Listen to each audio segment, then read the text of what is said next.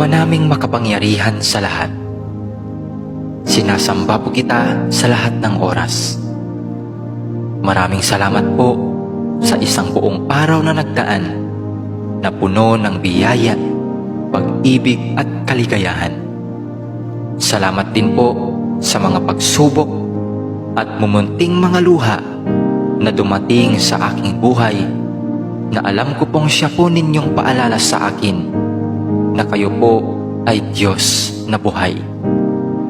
Maraming salamat po sa pagbabantay sa akin at sa aking pamilya at mga kaibigan sa loob ng maghapong ito, at sa paggabay sa amin sa mga pagsubok na aming nakasalamuha.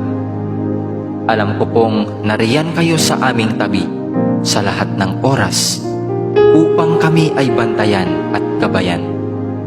Nagpapasalamat din po ako sa mga aral na aking natutunan sa inyo sa buong maghapong nakalipas. Ang lahat po ng ito ay aariin kong kayamanan at pipiliting isabuhay hanggang ako po'y may hininga. Panginoon ko't Diyos ko, patawarin naman po ninyo ako sa mga pagkakasalang nagawa ko, at sana'y mabigyan pa ninyo ako ng panahon upang makapagbagong buhay. Ako po'y nagsisisi sa aking mga pagsalangsang sa inyong mga utos. Patawarin din niyo ako sa mga pagtalikod na aking ginawa sa aking kapwa, at sa mga pagkukulang ko sa aking mga kaibigan at mga mahal sa buhay.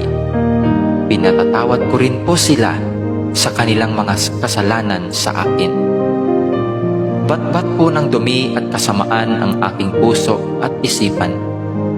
Naway linisin mo po ito ngayong magdamag at baguhin upang bukas ng umaga ay magkaroon ako ng malakas na pananampalataya at panibagong buhay.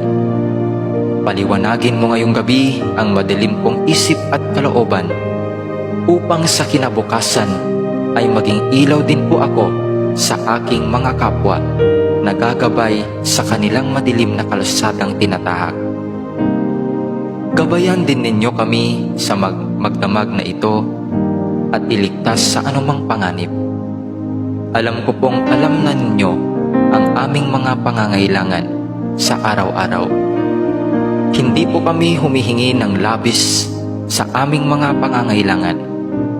Ibigay mo po sa amin sa paraang sapat po upang kami ay mabuhay. Amen.